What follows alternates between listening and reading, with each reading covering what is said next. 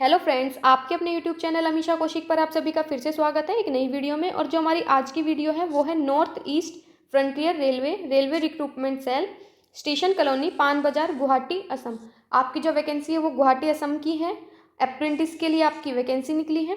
जो आपका नोटिस आया था वो 4 नवंबर को आया था और 4 नवंबर से ही आपके ऑनलाइन एप्लीकेशन शुरू हो गई थी। क्लोजिंग डेट आपकी 3 दिसंबर रहने वाली है। 1 महीने का टाइम है, आप फॉर्म को फिल कर सकते हो। जो भी आपकी एप्लीकेशन है वो ऑनलाइन इनवाइट की गई है कि आप ऑनलाइन ही फॉर्म को भर सकते हो। 5647 आपके स्लॉट्स हैं। उसके बाद है कि जो भी आप एप्लीकेशन है उसको सबमिट सिर्फ ऑनलाइन के थ्रू कर सकते हो। आपको वेबसाइट का लिंक दिया गया है, वेबसाइट पे जाके आप लिंक से अपना डायरेक्ट फॉर्म को अप्लाई कर सकते हो। जो भी कैंडिडेट शॉर्ट लिस्ट होंगे वो on the basis of their academic result, जो भी आपका एकेडमिक रिजल्ट रहा है उसी के बिहाफ पे, यानी कि आपकी जो मेरिट बनेगी वो आपके 10th-12th के मार्क्स के हिसाब से बनेगी। एंड देयर डॉक्यूमेंट वेरिफिकेशन, और उसके आपके जो डॉक्यूमेंट वेरिफिकेशन होगा उसके बिहाफ पे, which will be held in the division unit as per choice mention in their application. आप कौन सी यूनिट से, कौन सी कम्युनिटी से फॉर्म को फिल करते हो उसके बिहाफ पे अलग अलग जो यूनिट कम्युनिटीज़ के वाइज जो मेरिट लिस्ट बनाई जाएगी उसके हिसाब से ही आपका सिलेक्शन होगा। यहाँ पे पूरा मेंशन है सारी डिटेल में कि मोड ऑफ सिलेक्शन क्या है आपका। जो भी apprentice will be selected on the basis of unit wise, trade wise and community wise. तो जो भी आपका सिलेक्शन किया जाएगा वो यूनिट वाइज, ट्रेड वाइज और कम्युनिटी वाइज किया जाएगा कि आपने कौन से ट्रेड में अप्लाई किया है, कौन सी यूनिट से किया है और कौन सी कम्युनिटी से किया है। एक जो जैसे मान लो किसी ने प्लम्बर के लिए अप्लाई किया तो जो प्लम्बर के हैं उन सबका अलग रिकॉर्ड बनाया जाएगा, उनके बिहाफ पे उनकी मेरिट अलग निकाली जाएगी। तो इस तरह से सबका अलग अलग करके उसके बाद आपकी मेरिट तैयार की जाएगी। उसके बाद है the merit list for each unit will be based on percentage of marks obtain in matriculation with minimum 50% aggregates marks, यानी कि आपके मेट्रिकुलेशन में 50% मार्क्स होने चाहिए overall, plus ITI marks in trade in which apprentice is to be done. जिस भी apprentice के लिए आप अप्लाई करते हो उसमें आपके ITI के मार्क्स कितने हैं। The final panel will be on the basis of average of marks in matriculation and ITI, यानी कि आपके 10th में कितने मार्क्स है, आपके ITI में कितने मार्क्स है, दोनों को प्लस करके उसका एवरेज निकाला जाएगा इस तरह से। However, for laboratory technician pathology and laboratory technician radiology, merit list will be prepared on the basis of percentage of marks obtained in matriculation with minimum 50% aggregate marks and +2 science in physics, chemistry and biology. यानी कि जो आप 10th class और ITI हैं उन लोगों के लिए आप किसी भी यूनिट और ट्रेड में अप्लाई कर सकते हो, लेकिन जो लोग लेबोरेटरी टेक्नीशियन और लेबोरेटरी मतलब पैथोलॉजी और रेडियोलॉजी के लिए अप्लाई करते हैं उनकी जो परसेंटेज है वो मेट्रिकुलेशन के साथ साथ 12th की भी काउंट की जाएगी कि आपके 12th में कितने नंबर हैं, और वो भी फिजिक्स, केमिस्ट्री, बायो स्टूडेंट के लिए। उसके बाद बता रखा है for the purpose of calculation the marks obtain by the candidate in all the subjects in the matriculation and higher secondary where applicable. In other words the calculation will not be on the basis of marks of any one or a group of select subject like best of 5। इसका मतलब है जो भी आपके marks हैं उनका total लिया जाएगा। ऐसा नहीं है कि आप जो भी 5 सबसे अच्छे हैं उनके नंबर को काउंट करके परसेंटेज निकाल दो, तो बेस्ट ऑफ 5 इस तरह से आपको नहीं करना है। उसके बाद है similarly for ITI the average marks mention in the consolidated statement of marks for all semesters of the trade applied marks mentioned in the provisional national trade certificate issued by NCVT SCVT will only be ignored. Any false wrong declaration of marks will lead to summary disqualification of the candidate। आपको बिल्कुल सही अपने marks को fill करना होगा। अगर आप गलत मार्क्स डिक्लेयर करते हो तो आपको वहाँ पे डिस्क्वालिफिकेशन ऑफ द कैंडिडेट करके बाहर निकाल दिया जाएगा। और अगर मान लो 2 कैंडिडेट हैं जिनके सेम मार्क्स हैं तो जो ओल्डर कैंडिडेट है in age shall be rank higher, तो जो ओल्ड एज के होंगे उनको फर्स्ट प्रेफरेंस दी जाएगी। In case their date of birth is also same, अब मान लो ऐसा हो जाता है कि उनकी डेट ऑफ बर्थ भी सेम है तो the candidate who pass matriculation exam earlier shall be consider first. जिसने पहले अपनी 10th को किया होगा उसको आप प्रेफरेंस दी जाएगी। आपकी जो फाइनल मेरिट लिस्ट है वो प्रिपेयर होगी unit wise, trade wise, community wise, equal to the number of slots in descending order of percentage of marks as stated above. Shortlist candidate thus enlisted for respective unit will be called for document verification to the extent or 1.5 times of the notified vacancies, यानी कि जो भी आपकी merit list है वो unit trade wise और community wise तो होगी, उसके बाद डिसेंडिंग ऑर्डर में आपके जो मार्क्स होंगे और जो भी शॉर्ट लिस्ट कैंडिडेट है उनको डॉक्यूमेंट वेरिफिकेशन के लिए बुलाया जाएगा और जो वैकेंसीज हैं उनका 1.5 times. Candidate finally enlisted would be subject to verification of their original testimonials and production of medical certificate as per annexer attached।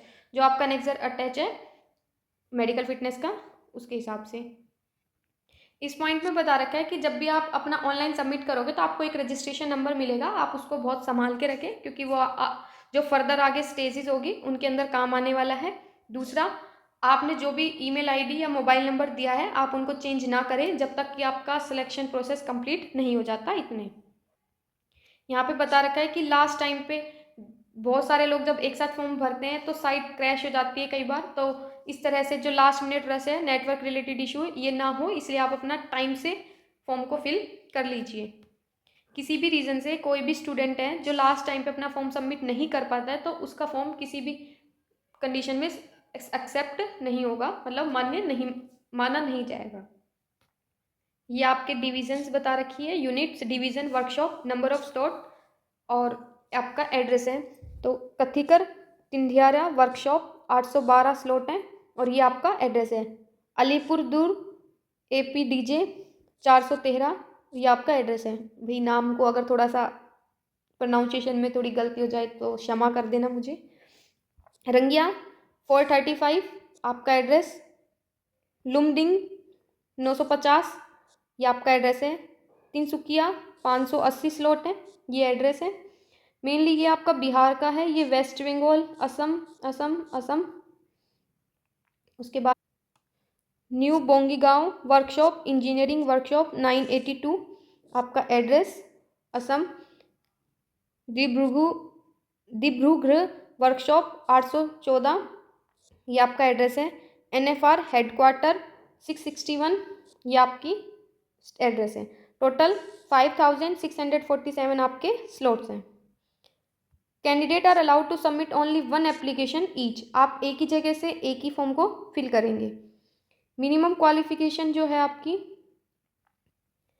जो क्वालिफिकेशन है डिपार्टमेंट है मैकेनिकल का और traders, plumber, carpenter, welder, gas cutter, mechanic, machine tool maintenance, fitter, Turner, machinist, electrician, pipe fitter, तो ये आपके सारे trades हैं और इनके सामने ही आपकी NCVT SCVT से approve trade to eligible for consideration, मतलब अगर आप प्लम्बर के लिए अप्लाई करते हो तो आपका जो ट्रेड है ITI का वो प्लम्बर में ही आपने क्वालिफाई किया हो। कारपेंटर है तो आपने कारपेंटर से ही अपनी ITI कंप्लीट की हो और वो भी NCVT या SCVT से। दूसरा जो आपका ट्रेनिंग पीरियड रहने वाला है वो 1 साल का है, चाहे आप किसी के लिए भी अप्लाई करते हो। ये आपके सारे ट्रेड्स हैं। Structure welder, CNG program cum operator PLC system, तो ये सारे आपके ट्रेड्स हैं। इलेक्ट्रिशियन इंक्लूड TRD, लाइनमैन, तो इलेक्ट्रिशियन और वायरमैन, इलेक्ट्रिशियन 1 साल का आपका टाइम पीरियड है। इंजीनियरिंग के अंदर ये सारे आपके ट्रेड हैं। टाइम पीरियड आपका सेम वही है, सभी में 1 साल के लिए ही आपकी वैकेंसी है। SNT information and communication technology system maintenance, आपकी qualification information and communication technology system maintenance, मतलब जिस भी ट्रेड के लिए आप अप्लाई करते हो आपने उसी के अंदर ITI की हो। फिटर में फिटर, इलेक्ट्रिशियन में इलेक्ट्रिशियन, पर्सनल में secretarial assistant, computer operator and program assistant, तो इसमें stenography English, secretarial practice, computer operator and programming assistant. Accounts में भी सेम वही है, secretarial assistant, stenography English, secretarial practice, computer operator and program, और ये आपका मेडिकल का है। जो भी मेडिकल लेबोरेटरी टेक्नीशियन, पैथोलॉजी और रेडियोलॉजी में है, the candidate must be 12th pass under 12th system with physics, chemistry, biology with minimum 50% marks. उसके बाद है copies of marksheet and passing certificate of class 10th and 12th with physics, chemistry, biology must be uploaded for the above 2 categories of medical laboratory technician. मतलब इनके अलावा अगर आप medical laboratory technician और medical laboratory technician radiology pathology के लिए apply करते हैं तो आपको अपनी 12th की भी मार्कशीट और जो पासिंग सर्टिफिकेट है वो अपलोड करना होगा इन दोनों केस में सिर्फ। CBSE में 10th स्टैंडर्ड में पासिंग मार्क्स नहीं मिलता, पासिंग सर्टिफिकेट नहीं मिलता, तो आप उसकी जगह अपना 10th का सर्टिफिकेट भी अपलोड कर सकते हो। बाकी सभी जो अदर कैटेगरीज बच गई उसके अंदर क्या है, या तो आपने मेट्रिकुलेशन किया हो या इसके इक्विवेलेंट 50% मार्क्स है minimum from any recognised board, and also NTA national trade certificate ITI in notified trade issue by national counselling for vocational training, और provisional certificate issue by national council for vocational training, state council for vocational training. इसमें note है कि the minimum requirement of 50% aggregate marks in matriculation is not applicable to the candidate belonging to SC ST PWD category, मतलब उनके लिए 50% marks वाला criteria applicable नहीं है। जो आपके मैंडेटरी डॉक्यूमेंट्स हैं उसके अंदर आपकी 10th की मार्कशीट और पासिंग सर्टिफिकेट, प्रोविजनल सर्टिफिकेट जो भी आपका ITI का है, फाइनल ITI मार्कशीट और marksheet and pass certificate of class 10th and 12th with physics chemistry and biology. यहाँ पे बार बार मेंशन किया गया है कि फिजिक्स केमिस्ट्री बायोलॉजी तो कॉमर्स वाले स्टूडेंट ना करें, बाकी पोस्ट के लिए अप्लाई कर सकते हैं। Must be uploaded in case of medical laboratory technician. आपकी जो एज लिमिट है वो 15 साल से कम नहीं होनी चाहिए और 24 साल से ज़्यादा नहीं होनी चाहिए, यानी कि 15 से 24 साल के ही लोग इसको अप्लाई कर सकते हैं। बाकी जो आपकी रिजर्वेशन है 5 year for SC ST, 3 year for OBC, 10 year for PWD, 10 year additional ex serviceman, इस तरह से। Reservation of EWS candidate in term of railway board letter dated 7/2/2019 there is a 10% reservation of EWS candidates, तो 10% का reservation है जो मिलता है। जो आपके जर्नल OBC कैटेगरी के और जर्नल OBC और EWS के मेल कैंडिडेट हैं उन लोगों के लिए 100 रुपये फ़ीस है आपकी। बाकी आप किसी भी कैटेगरी की मेल फीमेल हैं आपकी कोई भी फ़ीस चार्ज नहीं होगी। सिर्फ जनरल OBC और EWS के मेल कैंडिडेट के 100 रुपये हैं। बाकी SC ST PWD EBC and women candidate are exempted from payment of application fees, आपकी इसमें कोई भी फ़ीस नहीं है। और अगर आप कोई भी मॉडिफिकेशन करते हो एप्लीकेशन के अंदर, कोई करेक्शन करते हो या कुछ भी करते हो तो आपको 50 रुपीज़ पे करने होंगे हर एक, मतलब अगर एक चीज़ सही करनी है तो 50, 2 चीज़ सही करनी है तो 100 रुपये, इस तरह से। उसके बाद ट्रेनिंग पीरियड एंड स्टिपेंड, तो आपको मंथली पेड किया जाएगा स्टिपेंड, और जो भी होगा वो जो भी मेंशन है इनके रूल्स के हिसाब से वो मिलेगा। और आपको हॉस्टल फैसिलिटी नहीं मिलेगी जब आपकी अप्रेंटिस चल रही होगी, मतलब ट्रेनिंग हो रही होगी उसमें। On completion of training the apprentice will be release, आपकी जैसे ही ट्रेनिंग कंप्लीट होगी तो आपको रिलीज़ कर दिया जाएगा। यहाँ पे आपको डिवीज़न वाइज बताया हुआ है कि कौन से डिपार्टमेंट में कौन सी ट्रेड में टोटल कितनी पोस्ट हैं, कैटेगरी वाइज भी बताया हुआ है आपकी। तो जिससे भी आपको अप्लाई करना है, जिस यूनिट से जिस ट्रेड के लिए, तो आप यहाँ से चेक कर सकते हो और फिर उसी के लिए अप्लाई कर सकते हो। अगर मैं ये सब बताऊँगी तो वीडियो थोड़ी बड़ी हो जाएगी, मैं आपको डिस्क्रिप्शन में लिंक दे दूँगी, आप वहाँ से जाके विज़िट कर सकते हैं डायरेक्ट। तो आज की वीडियो में इतना ही। अगर आपको वीडियो यूज़फुल लगा है तो अपने फ्रेंड्स के साथ शेयर कीजिए और ऐसी अपडेट पाने के लिए चैनल को सब्सक्राइब कीजिए।